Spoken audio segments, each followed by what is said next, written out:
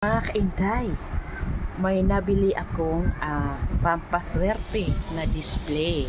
So ito ay Lucky ayan o, Citrin. Di ko alam kung Citrin yung pagbasa niya. So ito, Lucky Money Tree. Ayan, ornament.